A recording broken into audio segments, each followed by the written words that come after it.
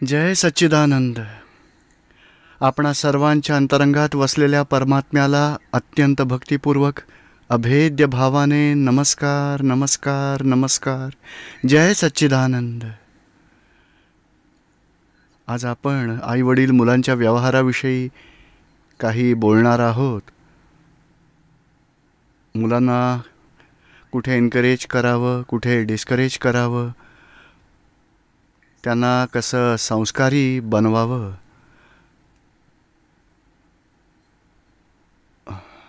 मुलांचा जन्म होतो, आई जबाबदारीने त्यांना खायला प्यायला सांभाळत असते. नंतर हळूहळू त्यांचे व्यवहार ते संस्कार आई करते, सांगते नको करू, हे करायला पाहिजे, हे चांगलं आहे. आणि त्याने आता जर वाईट केलं असेल तर त्याने म्हटलं मस्ती केली, मजा केली, आमच्या मुलाने बघा असं केलं, तर त्याच्यावर वाईट संस्कार होतील. बघा, तो चांगलं करतो आहे, त्याला एनकरेज केलं तर चांगले संस्कार वाढत जातात. म्हणजे मुलांच्या प्रवृत्तीचं ऑब्झर्वेशन करावं लागतं की हा काय करतोय, बरोबर आहे, चूक आहे. आणि त्याचा चुकीचा व्यवहार होईल म्हणजे वाईट व्यवहार होईल.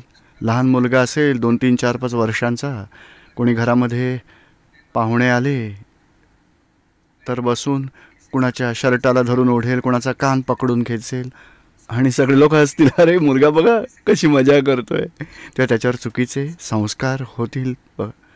तो चुकीच्या वागल्यावरती त्याला एनकरेज केलं तर त्याच्यावर वाईट संस्कार होतील. मग नंतर तो जास्तच करेल आणि विवेकाचं त्याला भान राहणारच नाही. त्यात अज्ञानता आहे. मुलगा आहे, त्याला समज नाही आहे, त्याला हे बरोबर आहे, हे चुकीचं आहे, समजतच नाही आहे त्याला. मग नंतर एखाद्याचे कान खेचायला जाईल, असं नाही करायचं, नाहीतर एखादी टप्पल मारतील. मग तर जागृती येईल त्याच्यात की असं केल्यामुळे मला मार मिळतो आहे, म्हणून असं नाही करायचं. आता त्याला कळायला लागेल. मग जेव्हा तो शर्ट ओढेल, कान खेचेल, तेव्हा त्याला जाणून घ्यायचं असेल की असं केल्यामुळे काय होईल, मजा येईल. लोक काय करतील, लोक काय म्हणतील मला, मी बरोबर केलं आहे, चूक केलं आहे, ते अभ्यास करतो आहे. मग त्याच्या नेगेटिव्हिटीला एनकरेज नाही करायला पाहिजे, त्याऐवजी डिस्करेज करायला हवं. हात नको लावूस, चल काकांना हाय हॅलो कर, ओढायचं नाही, असं कपडे नाही ओढायचे, कान नाही खेचायचा. तरी त्याने पुन्हा तसं केलं तर पुन्हा टप्पल मारावी लागेल. हात नको लावू, नमस्कार कर. तर मग त्याला हे कळेल की हा व्यवहार चुकीचा आहे. आणि लहानच मुलगा आहे, पप्पांच्या कोटमधून 1 रुपयाचं नाणं काढलं त्याने आणि सगळे हसले, तर अरे गंमत केली, बघा किती मोठा झाला, कोटातून पैसे काढतोय. आणि हसून मग त्या गंमत केली, त्याला एनकरेजमेंट मिळते. मग त्याला असं वाटतं की मी जे केलं ते बरोबर आहे आणि सगळे लोक खुश झालेत, माझं बरोबरच आहे, मी केलेलं करेक्ट आहे. तो हळूहळू मग दुसऱ्या काहीतरी घेऊन येईल, तिसरं काहीतरी आणेल, चोर बनवाल त्याला. तिथेच परावृत्त केलं पाहिजे. पाकिटातून पैसे नाही घ्यायचे, चला. तेव्हा मग त्याला वाटेल मी चुकीचं केलंय. आहे बघा, आई वडीलच एवढे मोहात राहतात, कुठे परावृत्त करायचं, कुठे प्रेरणा द्यायची लक्षातच नाही राहत. बस खूपच जिद्दी आहे, कंटाळा आलाय, समजतच नाही त्याला, एवढं नेगेटिव्ह असे बघा, समजतच नाही, एवढा नेगेटिव्ह आक्षेप घेत राहतात. तेव्हा तो बिचारा डिस्करेज होतो मग की मी करू काय, समजतच नाही त्याला. थोडा मोठा होईल, आता 1st स्टँडर्डमध्ये असेल, 2ndमध्ये असेल, तरी सारा दिवस तू अभ्यास नाही करत, लक्षच नसतं, संपूर्ण दिवस खेळत राहतोस, तू कधी अभ्यासात पुढे नाही जाणार, तुला काही येतच नाही, डंबूच राहशील. अरे किती बोलतात. तो डिस्टर्ब होतो. मग खूप जिद्दी आहेस, घरात काही करत नाहीस, सगळं नुकसानच करतोस, तोडफोड करतोस, सगळ्यांना त्रास देतोस. त्याला वाटतं मी काय गुन्हा केला. इथे मम्मी पप्पा हे स्वतःच्याच नादात, स्वतःच्याच स्वार्थबुद्धीत मुलांना किती हे कसे हँडल करायचे ते येतच नाही आणि मग मुलं त्रासून जातात आणि डिप्रेसिव्ह होत राहतात. सेल्फ नेगेटिव्हिटी असणारे घडतात. किंवा मग तो जरा जास्त मस्तवाल असेल तर बघा तोंडावर, आईवडिलांच्या तोंडावर उत्तर द्यायला लागतो. तू मला तोंडावर बोलतोस, मारेन. आणि मग आणखी मुलगा बिघडतो. तरी खूप मोठी जबाबदारी आहे मुलांवर संस्कार करणं, समज देणं. दादाजी म्हणायचे की मी लहान होतो, मी एका दुसऱ्या मुलाशी मारामारी केली, एकाला मारून आलो मी. तेव्हा आई म्हणाली, तू त्याला मारलंस? कधीही नाही मारायचं. तू मार खाऊन यायचं, मी तुला औषध लावेन. तू त्याला मारून आलास तर त्याच्या आईला किती दुःख होईल बघ. आणि त्याची आईच नसेल तर त्याला कोण औषध लावणार? कधीही कोणाला मारायचं नाही. मार खाऊन ये, मी तुला औषध लावेन. लहानपणापासून आईने असे संस्कार केले. लहान ढेकूण चावतात तेव्हा आई त्रास देत आहेत ढेकूण, त्याला मारून टाक. तेव्हा नाही म्हणायची. तो कुठे टिफिन घेऊन येतो, एवढा एक थेंब रक्ताचा तो घेऊन जाईल, घेऊन जाऊ देत. आपल्या शरीरात एवढं आहे, त्यातून एक थेंब घेऊन जाईल. तो आपल्या हॉटेलमध्ये आला, उपाशी नाही जाऊ द्यायचं. असे आईचे संस्कार. तर त्यामुळे दादाजी सांगायचे की या संस्कारामुळेच मला महावीर भगवानांसारखं वितरागी बनवलं आहे. कारण की लहानपणापासून असे संस्कार. नाहीतर इतर आई काय म्हणते, मार खाऊन येतोस, मार खाऊन येतोस, मार खाऊन नाही यायला पाहिजे. बघा आता असे संस्कार चुकीचे घडवत राहतात. एक छोटीशी क्रिया जी होत आहे त्याच्यामागे आपलं ऑब्झर्वेशन असलं पाहिजे. काय प्रवृत्ती आहे, काय बरोबर करतोय, चुकीचं काय करतोय. आणि काही चुकीचं नसेल घडत ना, जनरली आपण कामामध्ये बिझी असतो बघा. काही टेन्शन आलं तर मुलांवर ओरडत राहतो. कधी एखादं मूल, 2 मुलं असतात, ते एकमेकांशी भांडण करत राहतात. कदाचित खेळतही असतील, पण छोटीच मुलं आहेत. त्यातला एक म्हणतो हे खेळणं मला हवं आहे, दुसरा म्हणतो हे मलाच हवं आहे. मग आई येऊन दोघांनाही मारते. समजत नाही तुला, ओरडत राहते. अहो खेळू द्या, डिस्टर्ब का व्हायचं. पण ती स्वतःच एवढी सेन्सिटिव्ह आहे, मुलांना हँडल नाही करू शकत. आणि एखाद्याने तक्रार केली, मम्मी आम्हाला मारतोय बघ, की त्याच्याकडे जाऊन त्याला मारेल. मग अरे थोडं खेळू द्या, एकमेकांना कडक बनवू द्या, तुम्ही दखल नको द्यायला. आईवडिलांची खूप जबाबदारी आहे. एक मुलगा नाही का, त्या दिवशी उल्लेख झाला होता ना, एक मुलगा फेल झाला तर वडिलांनी काठीने मारला त्याला. बघा अहो, आता किती वाईट संस्कार होत आहेत. बापाशी वैरभावना वाढेल त्याच्या मनामध्ये आणि मोठा झाल्यावर वसूल करेल. तर अशा छोट्या छोट्या गोष्टी आणि मग खरी समज आणि अज्ञानता नसल्यामुळेच, मग सतत अज्ञानता असल्यामुळेच हँडल नाही करू शकत. मुला म्हणजे काचेसारखा आहे तो, काचेसारखा अगदी. त्याला जरा धक्का लागला तरी तो फुटेलच, तडा जाईल. म्हणजे काचेच्या भांड्याला कसं आपण सांभाळतो तसं ह्यांनाही सांभाळायचं आहे. आजकाल तर जास्तच हायपर झालेत, जास्त सेन्सिटिव्ह आहेत. जास्त सेन्सिटिव्ह असले तरी समजूतदारही आहेत. त्यांच्यावर चांगले संस्कार झाले तर ते खूप मोठे उच्च श्रेणीपर्यंत पोहोचू शकतील. आणि चांगले संस्कार नाही झाले तर मग बिघडून त्रासदायक होतील. डिप्रेसिव्ह, ॲग्रेसिव्ह, नेगेटिव्हिटी असलेले असेही घडू शकतात. म्हणून ह्याची आईवडिलांवर जास्त जबाबदारी आहे. मुलांना सुधारायचं असेल तर प्रेमाने सुधारू शकता. आपल्याकडून त्यांना प्रेम प्रेम प्रेम मिळत राहिलं तर संस्कार चांगलेच होतील. आणि पुढची गोष्ट ही आहे की आई आणि वडिलांमध्ये असाच व्यवहार असायला पाहिजे, एकमेकांसोबत प्रेमाचा. त्यामुळे मुलं बघूनच संस्कारी होतील.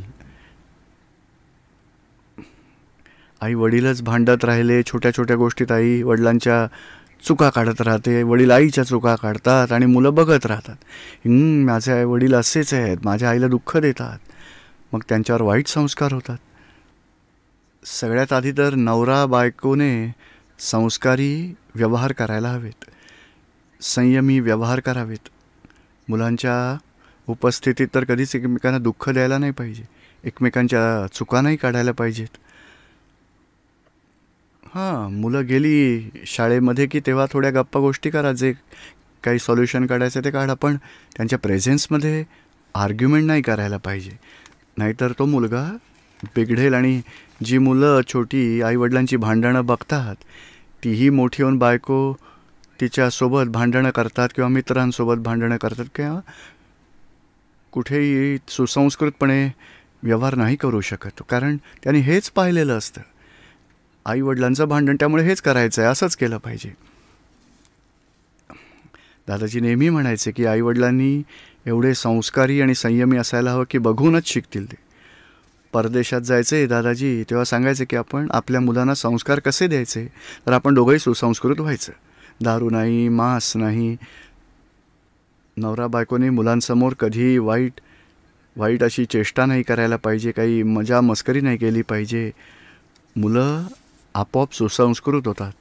आणि जमल्यास चांगल्या सत्संगात घेऊन या, पण सुसंस्कृत वातावरणात त्यांना तिथे तुम्ही नेत राहा, त्यामुळे आणखी संस्कार होतील. मग कधी शाळेमधून आला, काही घेऊन आला, अरे पेन्सिल, नवी पेन्सिल कुठून घेऊन आलास? शाळेतून. अरे वा, म्हणजे चोरी केलीस? पण ती आई खुश होते, अरे तू घेऊन आलास, चांगलंच केलं, चल तुझ्याकडे पेन्सिल नव्हती, आता वापरा ही. मग त्याच्यावर चोरीचे संस्कार झाले. तू कुठून आणलीस, कशी आणलीस, कोणाकडे मिळाली तुला, चल ती परत कर, लोकाची नाही घ्यायची, तुला जे हवं असेल ते मी घेऊन देईन, तू लोकाचं नाही घ्यायचं, कोणाचंच नाही घ्यायचं. त्याला रागावलं पाहिजे, थांबवलं पाहिजे आणि चोरीचं ते कधीच नाही घेतलं पाहिजे, असे संस्कार ठसवावे लागतील. तरी नाही कळलं तर त्याला बसवून समजावा, बाळा तुझ्या वस्तू कोणी घेतल्या तर तुला आवडेल का?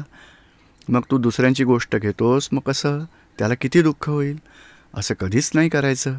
आणि तुला जे काही हवं असेल ते तुला घरातून मिळेल, बाहेरच्या कोणाचंही उचलून नाही आणायचं. अशी समज शिकवण, संस्कार म्हणजे चांगली समज द्यायची.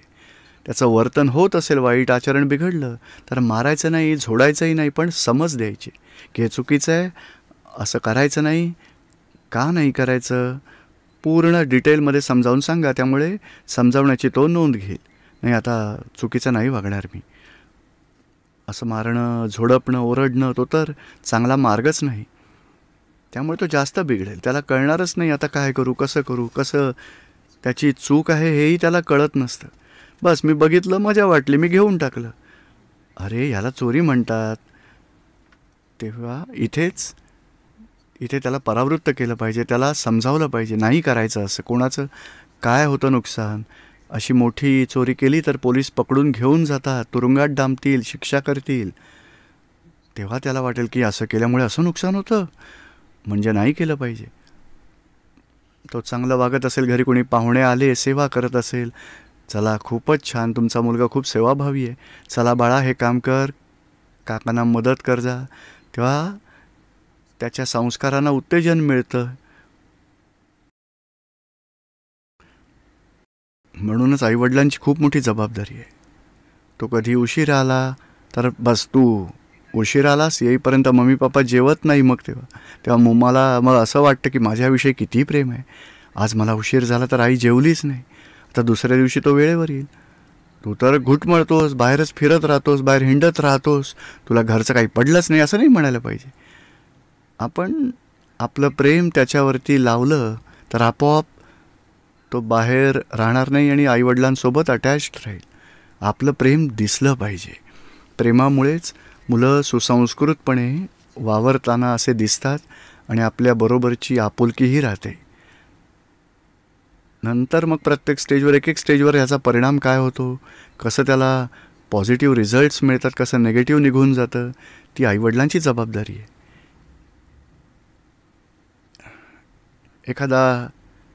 एखादा मुलगा चुका करतच राहतो, मग परीक्षेत कॉपी करून लिहितो, पेपर पास झाला, मग हा तर कॉपी करतो, परीक्षा देताना काही हरकत नाही, तू पास झाला आहे, चांगलं झालं, असं उलट सांग, तू मेहनत कर, असं चुकीचं नाही करायचं. चुकून पकडला गेलास तर 3 वर्ष तुला कॉलेजमधून काढून टाकतील, सस्पेंड करतील, असं नाही करायचं, जास्त मेहनत घे, अभ्यास चांगला कर, असं समजावून पटवून सन्मार्गावर त्याला आणायला हवं आपण. निगेटिव्हसाठी सपोर्ट नाही करायचा. असं प्रत्येक बाबतीत हळूहळू पॉझिटिव्ह, निगेटिव्ह, चांगलं वाईट त्याच्या डोक्यातून वाईट काढायचं, चांगल्याची कास धरायची, हे लक्षात ठेवायला हवं. म्हणजे आईवडिलांचे संस्कार जे लहान वयामध्ये 8-10 वर्षात मुलांना मिळतात, ते संस्कार संपूर्ण आयुष्य त्याच्या मनात राहतात. आणि 10-12 वर्षांचा झाला तर मग अगदी मित्रत्वाने व्यवहार करायला हवा. 12-15 वर्षांचा मुलगा असेल, मुलगी असेल, ॲज ए फ्रेंड, तू काय केलंस कॉलेजमध्ये, शाळेत अभ्यास कसा आहे, कसा होतो आहे, तुझे मित्र कोण कोण आहेत रे, काय काय, कधी घेऊन ये ना घरी, एकत्र चहा घेऊया. मग त्याला चांगलं वाटेल, चला माझे मित्र आहेत, आईवडिलांशी ओळख करून देऊया. आईवडिलांनाही कळेल कशी मुलं आहेत ती, कसे मित्र आहेत. फ्रेंडशिपमध्ये चांगलं वाईट सगळे असे व्यवहार आहेत. एक जबाबदारी आहे, कर्तव्य आहे आपलं. आणि दादाजींनी आई वडील मुलांचा व्यवहार पुस्तकात, निरुमांच्याही खूप साऱ्या कॅसेट्स आहेत. आई वडील मुलांच्या व्यवहारासाठी सत्संग केलेत. वेगवेगळ्या प्रकारच्या गोष्टी, वेगवेगळ्या प्रॉब्लेमचं सॉल्युशन हळूहळू खरी समज आणि खऱ्या ज्ञानाने मुलांना हँडल केलं तर मुलं संस्कारक्षम होतात आणि त्यांचं जीवनही सुखशांतीने व्यतीत होतं. आईवडिलांनाही खूप शांतता. पालकांना मुलं नेहमी बघतात, आपण आपल्या आईवडिलांची सेवा केली तर मुलगा आपली सेवा करेल. आपण आपल्या आईवडिलांचा दुस्वास केला, सासू सासऱ्यांची भांडण केलं तर मुलगा ते बघत असतो, आई सासूशी, माझ्या आजीशी भांडणं करते, असं बघितल्यावर त्याच्यावर संस्कार चांगले होत नाहीत. म्हणून ही जबाबदारी आईवडिलांची आहे. सगळीकडे अज्ञानता आहे आणि क्रोध, मान, माया, लोभ, कषायामुळे स्वतः देखील बिघडले आहेत आणि मुलांनाही बिघडवत आहेत. स्वतःलाच आधी सत्संगाची गरज आहे. अशा एखाद्या सत्संगात जावं, अशा एखाद्या संताला भेटावं, ज्यामुळे जीवनात खरा, चांगला, वाईट विवेक राखता येईल. तर मग त्या संस्कारातून आपण मुलालाही संस्कार देऊ शकतो. ही सगळी जबाबदारी आईवडिलांवर येते. म्हणजे एका मुलाचा जन्म झाला, मुलीचा जन्म झाला, तर मग आपला जो मोह आहे, आसक्ती आहे, ती सगळी कमी करून, आपली मौज मजा कमी करून मुलांकडे लक्ष जास्त द्यायला हवं. म्हणजे त्यावरचे संस्कार त्याला चांगल्या प्रकारे घडवणं, म्हणजे तो जीवनात काही उच्च स्थितीमध्ये जाऊ शकेल. त्यासाठी तर सत्संगाची आवश्यकता आहे. आणि मुलं मुली, आणि इथे तर एक GNCचा प्रोग्राम एवढा चांगला असतो, ज्ञानींच्या छायेमध्ये मुलांवर संस्कारही होतात, धर्माच्या गोष्टीही कळतात, व्यवहाराचेही संस्कार होतात आणि थोडासा खाऊ वाटतात, जरा मग थोडं आनंदी ठेवतात त्यांना. पण असे संस्कार लहानपणापासून मिळाले तर हळूहळू मोठे ते होतात ना. निरुमांच्या उपस्थितीत इथे आम्ही लोक आलो होतो, छोटे होतो अगदी, दादाजींकडे. मी तर 17 वर्षांचा होतो. मी दोघे निर्माणकडे आलो, 17 वर्षांचा, 16 वर्षांचा, 20 वर्षाचा. आणि निर्माणकडून एकेका मुलाला संस्कार असे लाभले. आज सगळ्या सिमंदर सिटीमध्ये जेवढी डिपार्टमेंट्स आहेत, आज तुम्ही बघाल की मोठमोठी ही सगळी कन्स्ट्रक्शन झाली. Air conditioning, air cooling plant, इलेक्ट्रिसिटीचं किंवा एक डिपार्टमेंट, ती कन्स्ट्रक्शनची सगळी छोटी मुलं होती, तीच आज पूर्ण डिपार्टमेंटची जबाबदारी सांभाळू शकत आहेत. आणि त्यांच्या हाताखाली किती मुलं तयार झाले आहेत, भगिनींच्या हाताखाली किती मुली तयार झाले आहेत, आणि त्याही आज पूर्ण डिपार्टमेंट सांभाळू शकत आहेत. आणि काय की तर बालपणापासून असे संस्कार मिळाले. निरुमांना बघत बघत समर्पणाची भावना, स्वतःच्या सुखासाठी सुखाचा विचारच नाही केला निरुमांनी. माझ्याकडे येईल त्यावर कसे संस्कार करायचे, त्याच्यातील वाईट गुण जाऊत, आणि एखादा पॉझिटिव्ह गुण असेल तर त्याला एवढं उत्तेजन द्यायचे, दुसरे 10 निगेटिव्ह गुण ते दोष आहेत ते गळून पडायचे. पण त्यांनी निगेटिव्ह त्याला सपोर्ट नाही केला आणि पॉझिटिव्हला एवढं एनकरेज केलं, एवढं उत्तेजन दिलं की प्रवृत्तीतल्या कचऱ्यातून बाहेर पडून चांगल्या गुणांचे संस्कार त्यांच्यातून प्रकट झाले. आणि माझंही तसंच निरुमानी असे संस्कार दिले आणि अशा संस्कारांचं सिंचन केलं, त्यामुळे एक एक व्यक्ती उच्च स्थानावर पोचू शकली. म्हणजे ते जसे मूर्तिकार असतात ना, त्याच्या हातात असतं, तो मूर्तीचा दगडच आहे, पण दगड काही नाही करत, तरी मूर्ती कोरण्याचं त्याच्याकडे ज्ञान आहे, किती ठोकायचं आहे, तर जास्त असेल तर तो काढून टाकेल, साफ ठेवेल, पॉलिश करेल, मूर्तीला चांगलं घडवेल. तसंच मातापिता शिल्पकारासारखेच आहेत आणि अपत्य हा मातीचा गोळा आहे बघा. त्याला असं चांगलं घडवणं ती मातापित्याची जबाबदारी आहे. देवही बनवू शकतो, नाहीतर एखाद्याला मारण्यासाठी काम येईल असा दगडही बनवू शकतात. तरी आईवडिलांची जबाबदारी आहे.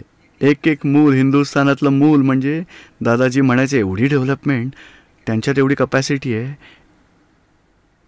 एका बाजूला भगवान पदापर्यंत पोचू शकतात किंवा मग साऱ्या हजारो लोकांना, मोठा संत होऊन हजारो लोकांना कुसंगातून सत्संगात आणू शकतात, अशीही शक्ती प्रकट होऊ शकते. म्हणजे एक एक हिंदुस्थानातलं बालक खूपच पॉवरफुल आहे, डेव्हलप्ड आहे, फुल डेव्हलप आहे. पण इम्पॉर्टंट आहेत संस्कार करणारे आईवडील, गुरु आणि शेवटी आजूबाजूचे सुद्धा सगळ्यात महत्त्वाचे संस्कार आईवडिलांचे आहेत. आणि आईचे तर सगळ्यात जास्त त्यातही, कारण बालपण आईच्या सान्निध्यात जातं. वडिलांची भूमिका, वडिलांची जबाबदारी 15-16 वर्षानंतर येते, कारण जास्त मोठा झाल्यावर वडील मदत करत असतात. पण हे मूळ बीज स्वतःचंच घेऊन आलं आहे. जशी एखादी बाग तयार केली माळ्याने, तर पालापाचोळा काढतात, खत घालतात, पाणी घालतात, राखण करतात. तेच काम आईवडिलांचं आहे. त्यामुळेच मग फुलं चांगली येतील, फळं चांगली येतील.